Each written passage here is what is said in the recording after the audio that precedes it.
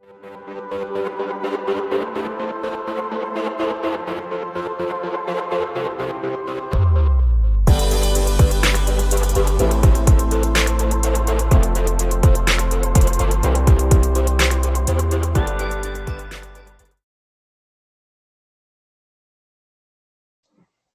everybody, happy May and welcome back to your Dawn of Drones podcast. I am Dawn Zolda, your host and the CEO of P3 Tech Consulting. We're kicking off a brand new month here dedicated to autonomy reimagined and sponsored by uAvionix. And today we have with us Brit Wanick from uAvionix, who's sponsoring this month. So great to see you, Brit. Thank you. Nice to be here. Thanks very much, Dawn. So this is going to be a great show, everybody. Sit down, get your coffee. This is going to be a wild ride because uAvionix has so much going on in both the military and commercial spaces. By the way, crewed and uncrewed aviation. So we're going to focus primarily on the commercial, hit the military, not get much into the crew side, only insofar as it connects to some of this other stuff. But we've got a lot of ground to cover, so let's just jump right into it, Brit. And what I would love to do is kick this off because you have such a wide suite of products for this area. Let's kick this off with a little video. Sounds good.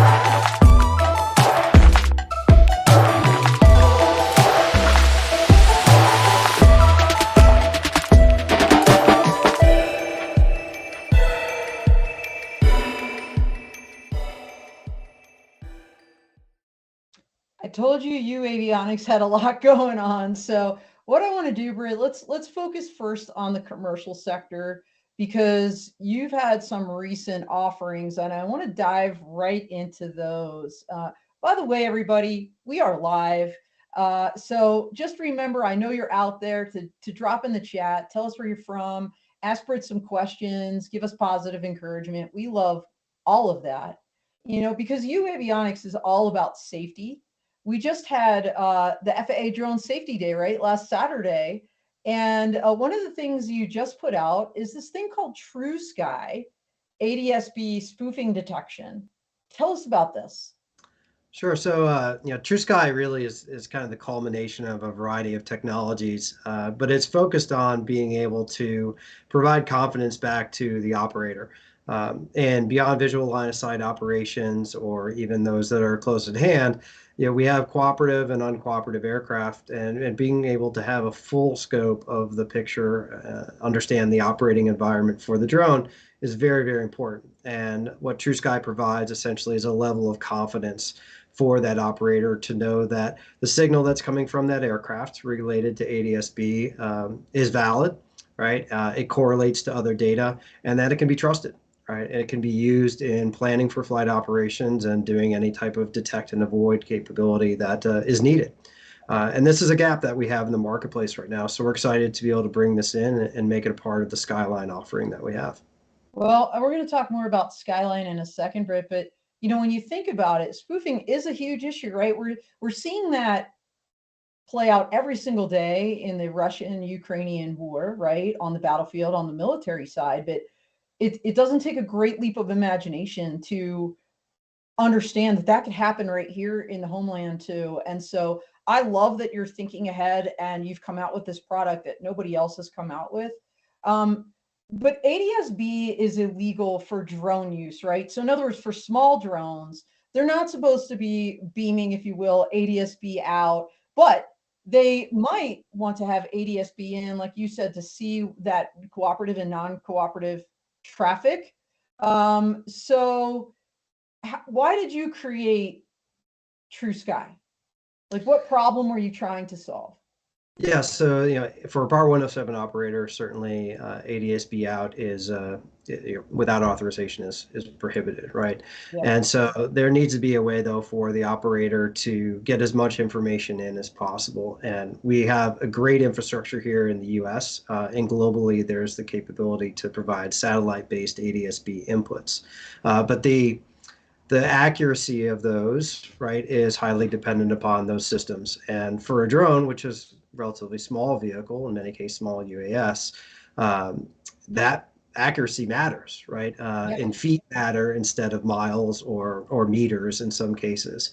And so having a level of confidence and being able to make judgment about that confidence in a very simple kind of visual way, right? So you saw red, yellow, and green, green being good and red being maybe not so good, helps operators plan their missions and fly with assurance, right? And there's an operator that's in control of the aircraft throughout the beyond visual line of sight operation.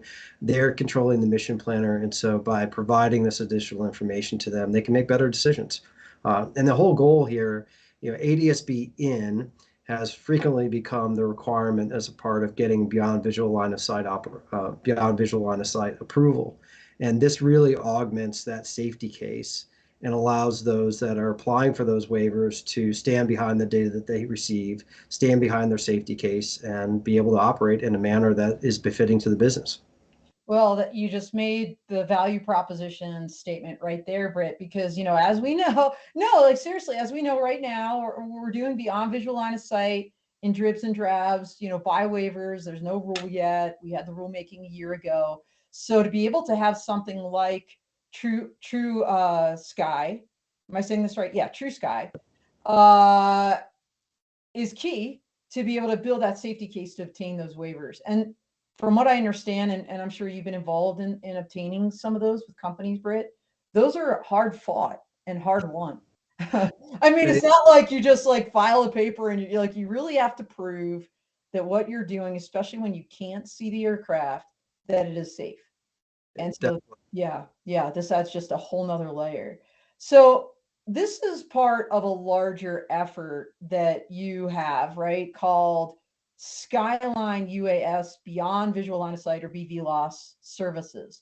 Tell us about SkyLine. What is that about? SkyLine's really unique, right? It's really the first cloud-based command and control and infrastructure and asset management capability specifically designed around supporting the beyond visual line of sight safety case. It combines together a series of ground radio stations, airborne radios, and a cloud-based infrastructure to give the operator a full sense of what their command link is back to the aircraft. Uniquely as well, it has the ability to bring in detect and avoid information into it. So the operator remotely now has essentially an electronic eye, an electronic observer into the environment around the aircraft. And not just from a visual perspective, but truly understands what the strength of the command and control link is, what's happening with the aircraft, and what towers or what signals they're connecting to, so they know that their mission is going to be completed. They're not going to lose the aircraft itself. And when you lay all that out for a regulator to be able to provide the approval, it makes a really strong case for them to be able to support that operation.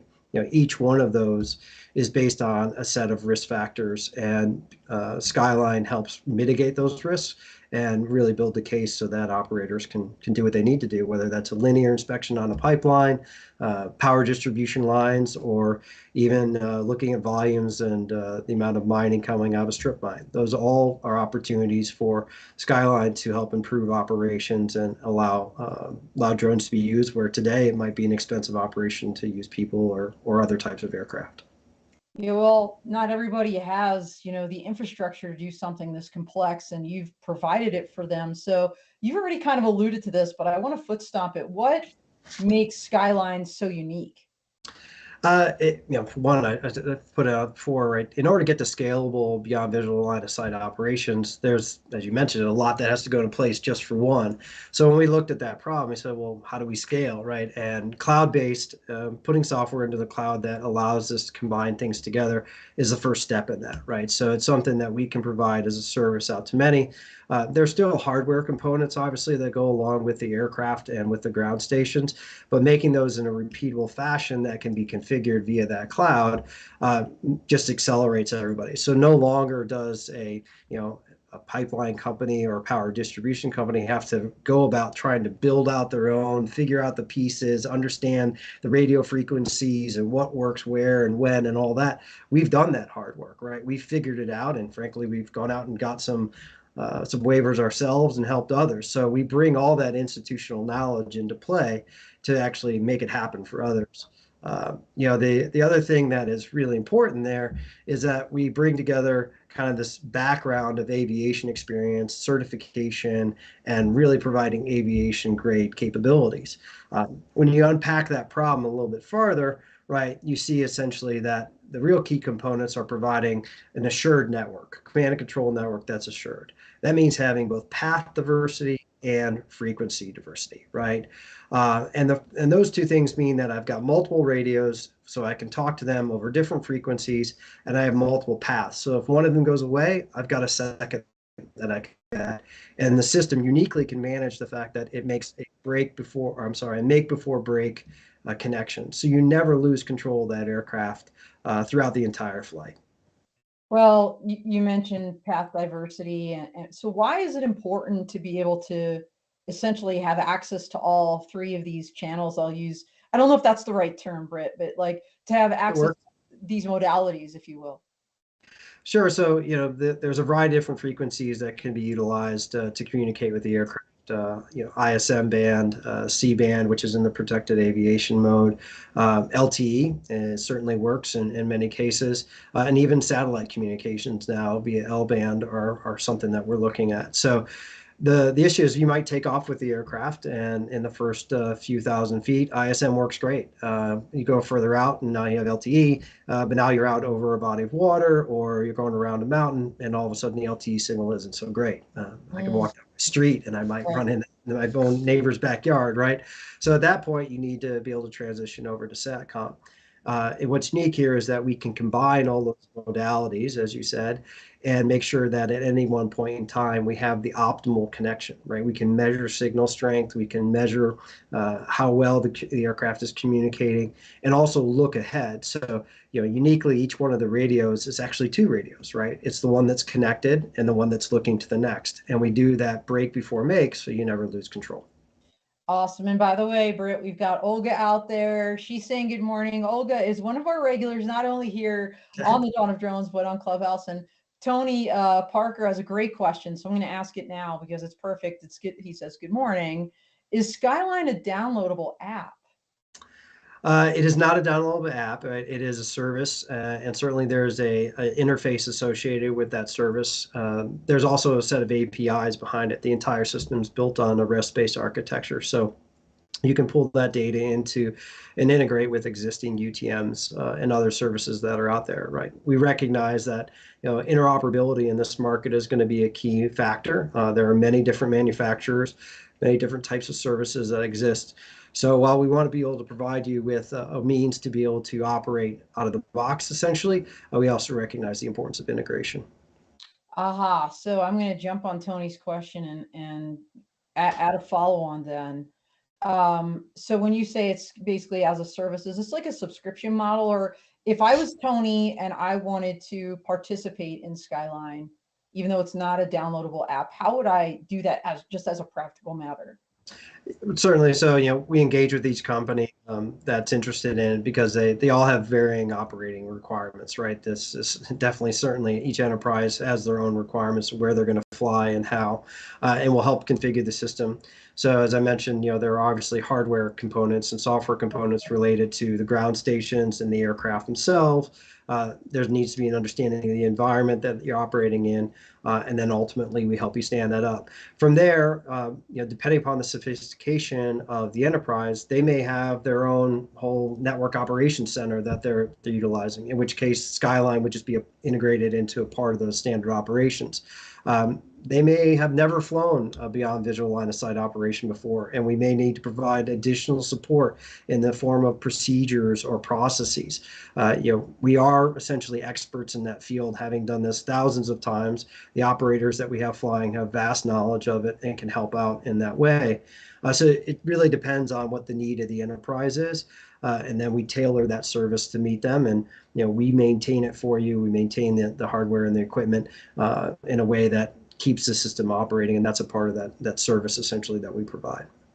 So, I mean, basically a one-stop shop is what we're talking about here. I mean, seriously. And by the way, Brett Feddersen, our good buddy, is out there as well, saying good morning and thank you for this great discussion. Well, thank you, Brett, for joining in, and I hope to see some or all of you next week at AVSI Exponential. We'll talk about that soon.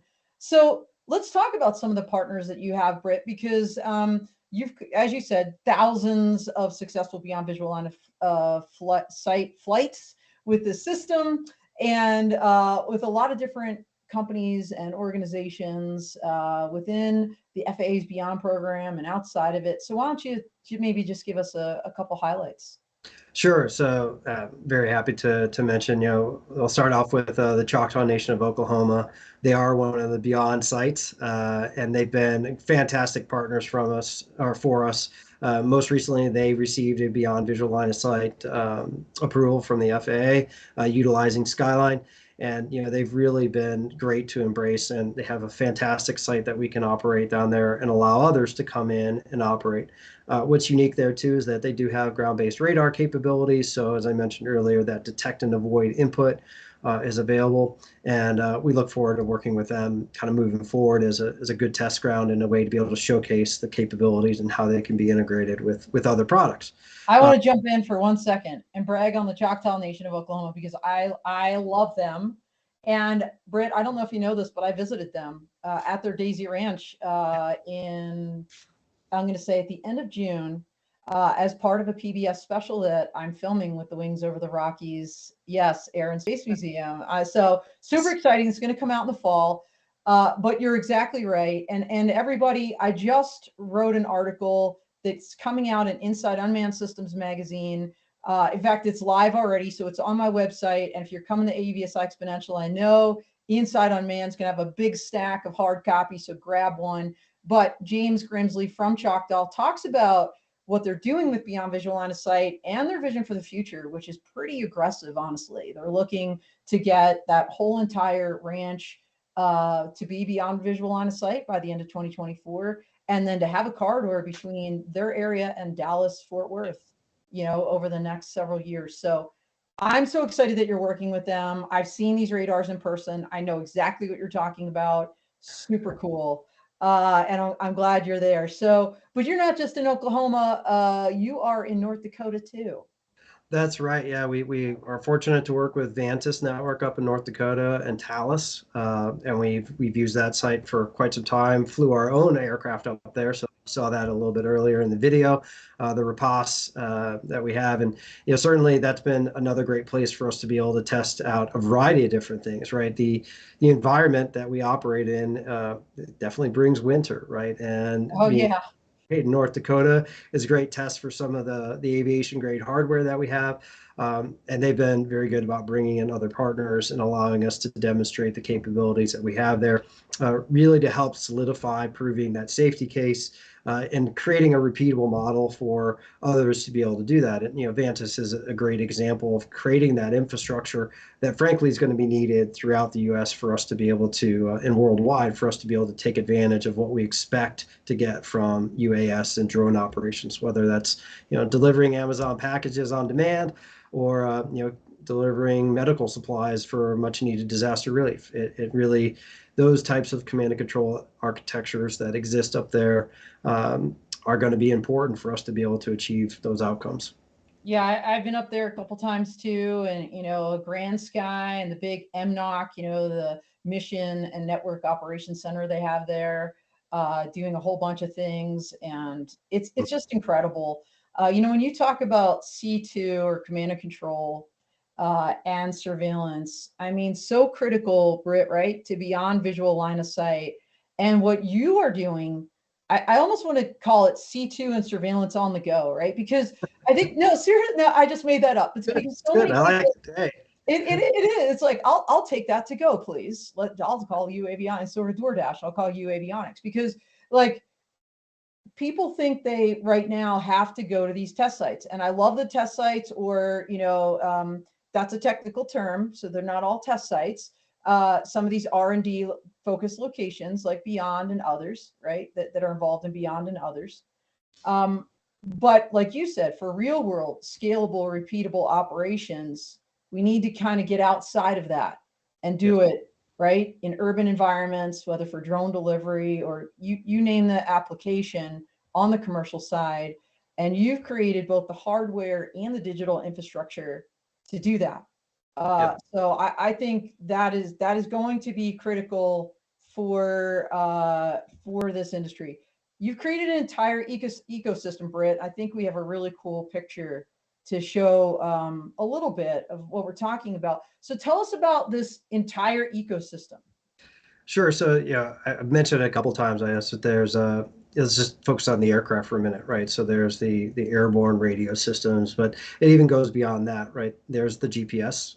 So we're certainly in the forefront of creating integrity level GPS. I mentioned aviation grade capabilities before, and the need to know exactly where that drone is. A smaller vehicle, make sure the accuracy and integrity of that is very key. There's autopilot integration as well. In the event that you actually need to have the drone do something, the input from the radio needs to make it to the right autopilot. So we have the autopilot. We have, yes, yeah, you would hope. It's got to all work together to be able to control this thing from a remote station. And then we've talked, a lot about the command and control link back and forth. We are the experts in miniaturizing many of these capabilities and creating load, size, weight, and power components that fit on a small UAS, right? And for years, we've looked at aircraft as these large vessels with avionics in them. That's just not the case when it comes to drones. And so leveraging that aviation grade expertise, but our ability to create things in very small form factor has provided us the opportunity to be at the forefront for supporting the airborne radio systems that are needed to be able to fly these. But then there's the second component, which is moving now to the ground, right, where you have these ground radio stations. And some of them are fixed. That's obviously something you can build into the backbone, but we also have others that are essentially portable, right? And take in a DeWalt battery, plug it on, roll out to the field, and immediately for forest fighting or disaster relief, very quickly stand up a beyond visual line of sight infrastructure that allows you to fly the aircraft, right? So the responsiveness of the network in that instance is important from a ground radio station perspective. And then you got to tie it all together, and that's what this cloud-based architecture provides us with in SkyLine, right? We can bring those two things together. We can allow software and its abilities to kind of automate its configuration and the deployment to be something that we leverage in using and flying the drone. Add in the fact that now we can integrate other sources of data, not just the visual ones or the immediate radar that's there, but I can bring in ADS-B data from a broader network, which we call Flightline, and use TruSky as an input into SkyLine to really help that operator know exactly what's happening in that environment. And if you bring in things like radar and the like, now you have both cooperative and uncooperative aircraft inputs. That synthesized into one system is why we created SkyLine, and we're pretty excited about that ecosystem. Well, and you and I had talked about this offline, Britt, but just to be clear for everybody out there, what you do and what you don't do. You mentioned radars. That's not the hardware that you create at this time. Is that correct? You integrate. Yeah, we recognize there are others that play in the space that are experts in that field, right? And so you want to be able to get as much of the data in, and so we work, via API and other protocols to be able to pull that data in. It's really about providing that synthesis point, the ability to have that common operating picture for the operator, and detect and avoid surveillance data, if you will, can come from a variety of sources. Okay, excellent, excellent. You mentioned weather, and you and I were talking about Don Bershoff from True Weather.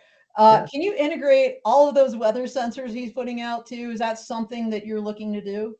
Certainly my background's in what I'll call aviation data as a service, and that is certainly an element. And as you get into urban environments, weather becomes a key factor, winds aloft, all the like. So we just started on this journey. We focused on the very core elements that are needed, but you can certainly look to see other data sources coming in to help expand that common operating picture. And there are other systems out there too, from a UTM perspective, that are beginning to integrate these things.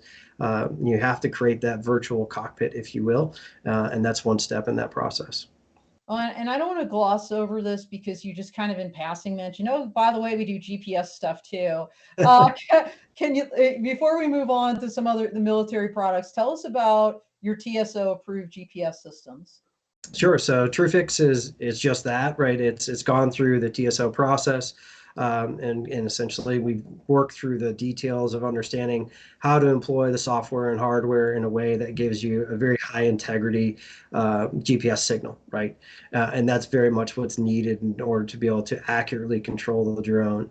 And there's a variety of different ways to think about it, but essentially, if you were to smooth, when you look at your phone effectively and you see your GPS track as you travel down the road, it looks very smooth. It's very clean. Right. But the reality is it's moving around quite a bit. And with our capabilities and the way we've looked at, we need to narrow that variance down and have a high level of accuracy at every single moment, essentially within that GPS. And that's the integrity level that we've been able to produce, and it's a key element of what we're able to provide. That then goes into the communication with each of the towers, right? So we can make decisions better about how to monitor the health of the network, how to control the craft, and maintain control.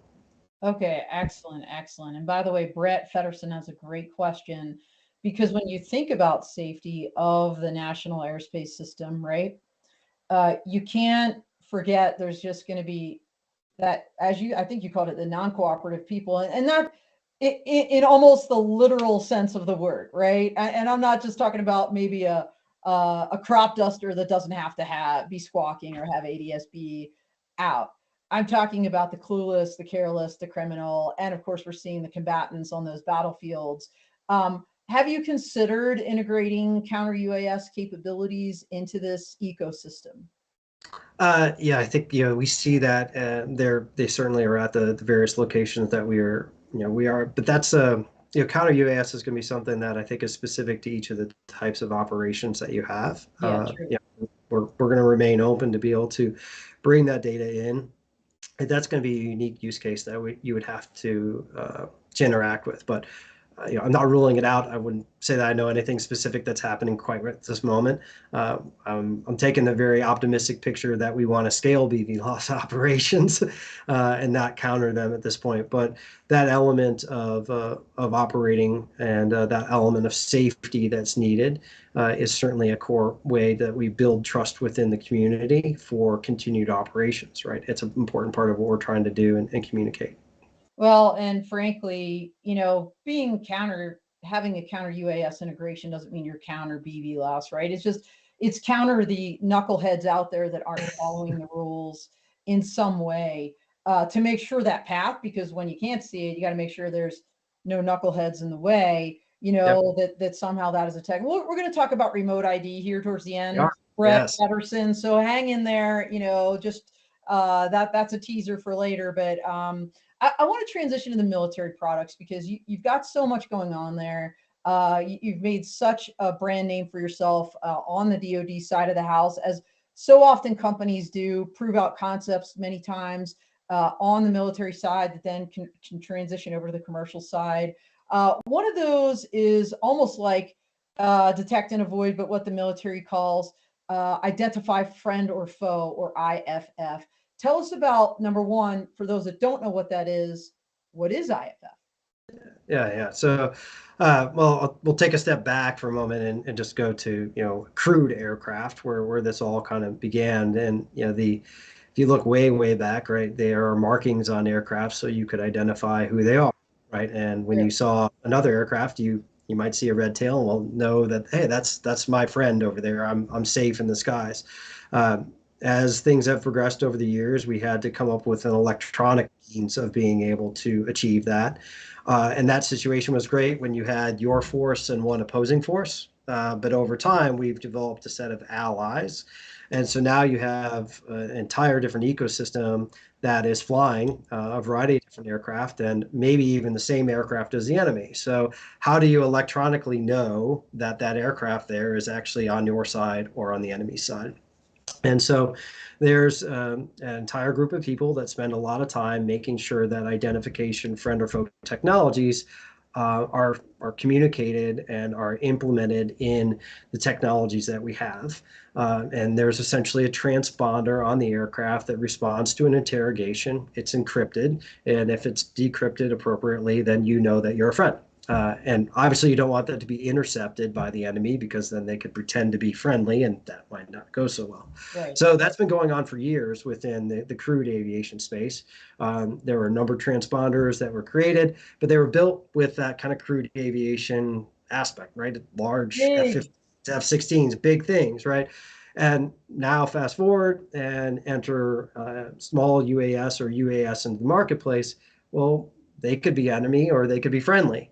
And so this need arose to be able to identify them as well. And that presents a pretty unique challenge because for a small UAS, their whole reason for being is to have range and have payload, right? And have performance, being able to go and do things where you couldn't send a crewed aircraft or you don't have the ability to send an actual human to do the work. And so anytime you put avionics on the aircraft that's needed, it's going to potentially reduce that payload and that range. So now you have this need for this miniaturized form factor, but all the same functionality. And where we focused essentially is being able to combine together with our knowledge of aviation grade capabilities and our knowledge of transponders from ADS-B and the ability to miniaturize that. We've created essentially a set of products that support essentially identification friend or foe for small UAS. And we've developed some success with that in the military space and supporting customers there and are continuing to focus on that element of it. And it's a key need, right? It's something that allows us to place in the hands of the tactical warfighter key elements that allow them to extend their range, key elements that allow them to be resupplied at the front lines, and do it in a very cost-efficient manner. Yeah, I mean, that is so critical, like you said. I mean, we are seeing just a glut of small drones in particular recently on the battlefield, which is, unprecedented. Like you said, not only have had crewed aviation for a long time, really since World War II, in battle, and then we've seen the large drones right over time. We Yep. saw terrorists starting to employ small commercial off the shelf probably in the last 5, maybe 10-ish years. But boy, like in the last 2 years since this Russia thing, Ukraine thing, it's been unprecedented, I would say, honestly. So having this capability, I think, is all the more critical for military forces and especially our friends, if you will. So let's talk, Brit. Now, about how you've created this ecosystem on the military side, on the commercial side. In your own words, why is it so? How is what you've done on the commercial side the same or different from the military side? Yeah, so the technology at the end of the day is a commercial product, right? And we're able to leverage that into military operations as needed. It brings along with it the collaboration to create the associated crypto, right? So that's really the core element there. And those two things, it's a unique opportunity, and you see it through things like DIUX, right? The Defense Innovation Center, where they're trying to bring commercial technologies that can move very, very fast into the tactical warfighting sphere. And we're just one example of that, where our innovation, our capabilities that we developed specifically to help advance the kind of commercial drone market Right. have applicability for this tactical warfighter. And that's a unique way to be able to approach the market, allowing kind of commercial innovation to become a part of something that supports the needs of that warfighter. Going forward, right, there's also sometimes different requirements that come up. Obviously the modes that are utilized inside of defense aren't always the same modes that are used in the Sure. commercial space. So uniquely, though you do have defense aircraft that fly into commercial space. And I think one of the things that's unique about what we do with our T2087 CPX, which is the product there, is that it's configurable and it's something that can be utilized in a way that when a military aircraft needs to fly into a commercial airspace, it still works, right? It's a Mode S transponder. It does what it needs to do. And it doesn't require additional equipment to be then loaded onto this small UAS where it's yet even further constrained. So those are great synergies that we can bring to bear in the marketplace and really help the warfighter as well as the commercial airspace. Well, and when we talk about the military, a lot of people think, there's the deep pockets, they can afford to spend a lot of money on all this equipment, and on the commercial side, that's not so much the case, right, Brit? So tell us about how you've kind of created these products that are affordable for, entrepreneurs, startup companies, all the way up to larger companies on the commercial side. Yeah, so a lot of testing and a lot of R&D, I think, is a sign of it. We have a manufacturing facility out in Big Fork, Montana, some great people working out there, and we're, like many entrepreneurs, ready to fail fast, right? We don't waste time, and we get things done very quickly. Sometimes long weekends pull through, but a very, very talented team of RF engineers, designers, manufacturers that can put together a product quickly, get it tested, validate it, and then we have all this background from essentially walking through the certification process to be able to apply the necessary rigor that comes with both hardware and software design. So we take this initial idea that we know will work, and we then put it through a very stringent process to come out the other end with something that's very applicable to the markets that we're attaching to. And that team is just something that rolls at a very, very quick pace. And as a result, we're able to get things into the marketplace based on needs. And my role here is really to get out there and to listen to customers, help bring that back. Our sales guys and saleswomen are out in the field doing the exact same thing. And that feedback loop, we're young as a company, relatively speaking, and that agility that we have is something that we constantly hold on to, right? We enjoy being that disruptor and looking at the problem in a different way and seeking to solve it in a way that meets both the customer's needs as well as the regulatory needs that come into play. Well, speaking of rolling out products, you've just rolled out another one, right? And this one, I think on the commercial side for the drone industry is going to be so key as remote identification Yeah. becomes required for all drone pilots this September 2023. So tell us about your remote ID broadcast module.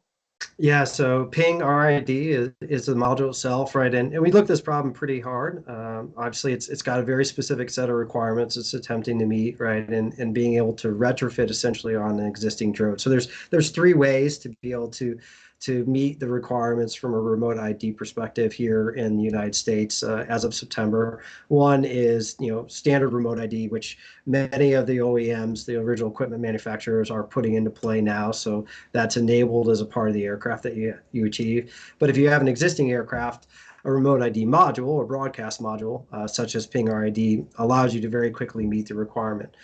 In our case, it was like, well, how do you get people back flying, right? Here, we're levying another requirement. It's much needed because we need to understand where these drones are flying, and there's a requirement to be met. We understand the need for that. So let's get the person back into operation quickly. And as you mentioned earlier, we talked about from a Part 107 perspective, ADS-B is not there yet, right? So this remote ID is the thing that fulfills that need. And with Ping RID, it's really simple. You get the device, you make sure it's charged, you turn it on, it gets the GPS signal, you attach, and you fly. And so it's a way to be able to get people back in the skies as quickly as possible, still meeting the requirements that are there. So really, as I mentioned, balancing kind of this innovation small form factor with the regulatory needs, build something that is case hardened and ready to go based on the aviation grade technologies that we understand, and meet a need in the marketplace as quickly as we can. Well, I'm sure a lot of drone pilots out there are thinking themselves, well, gosh, how much is this thing going to weigh and add to my aircraft? Because, well, we talked about, right, low swap, size, weight, and power. And so how have you been able to shrink this down and get it to the lightest weight possible? What are we talking about here? Well, here's one right here. So Oh, look at that. yeah, it's Put it in your inside palm so I have a anti-static bag, context. but Can you stick it in your palm so I have a yes, context? give me 1 second. I'll get it out here and Okay, so oh we can. gosh, he's opening up a brand new one. And if you can't sell that now, I'll take it because I have a drone and I need to retrofit remote ID. Here we All right. go. Oh my God. Yeah. So give me like a comparison real world, Brit. Like is this the size of like AirPods or smaller? Like the Oh, little AirPods I case? I can show you. Oh There's an my air. gosh, it's smaller. So it's small, right? Okay. And small, very lightweight, and very easy to utilize, right? And that's the whole goal here. And I nicknamed it the domino because it has two little lights there to be able to provide the indication. So Okay. you turn it on and Oh, boom, look at there that. you go. Oh, So I can't see the bottom one because you're not up high enough, at ah, least in my screen. So is it both green or one green, one red? So at this point, and I'm sitting inside a room right now, it's acquiring its GPS signal, so it's going to flash green until it does that, and then it goes solid green. And then once you're in flight mode, essentially, it goes back to white when it flies, so it's indicating that it's transmitting the appropriate information from a remote ID perspective.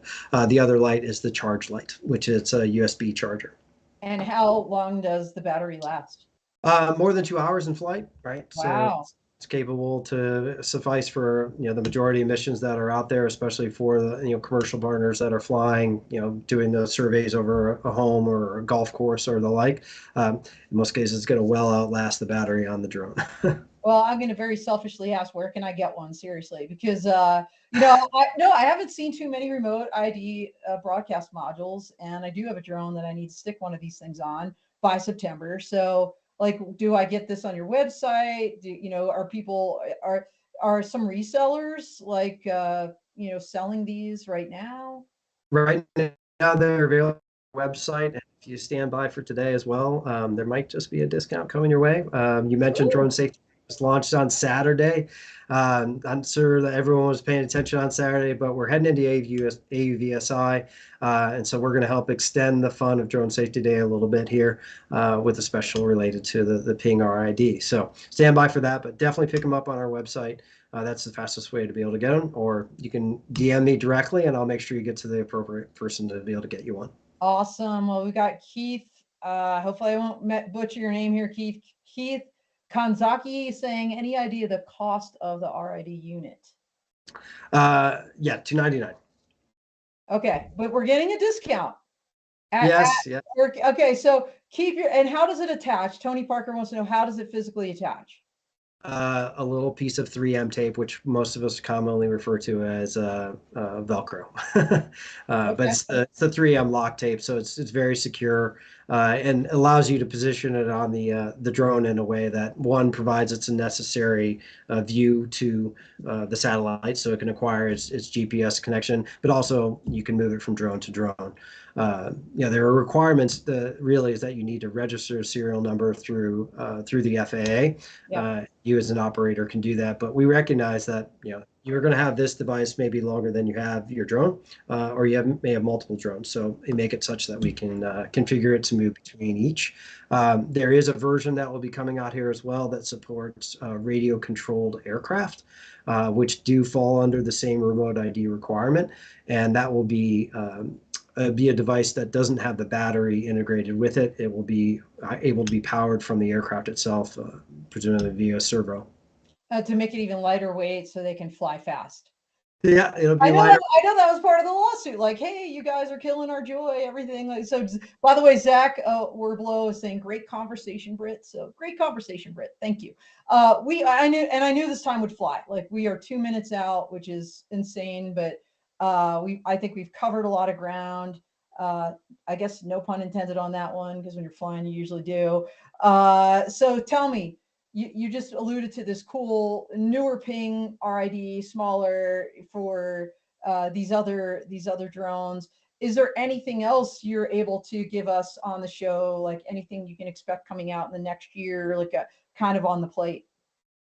Certainly. So, we have a whole another side of the business we support. Connecting everything that flies includes the crewed aircraft side of it. So, you'll start to see some products there. We are in the middle of certification process for some key elements that allow us to connect the cockpit better than we have with the existing products that are out there today. So we'll be actually bringing ADS-B traffic, and if you're in Europe, things like FLARM traffic into the cockpit through what we call AV-Link. So there's some certification efforts associated with that. We get asked a lot about integration with autopilots as well, so we're focused on some of that for the space there, and that will help really bring together some items for the crewed aviation space.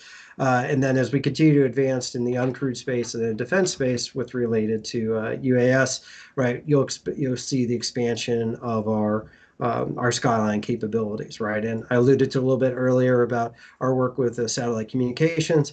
That's a key element there to be able to extend the range of it. And you talked about weather and other data sources.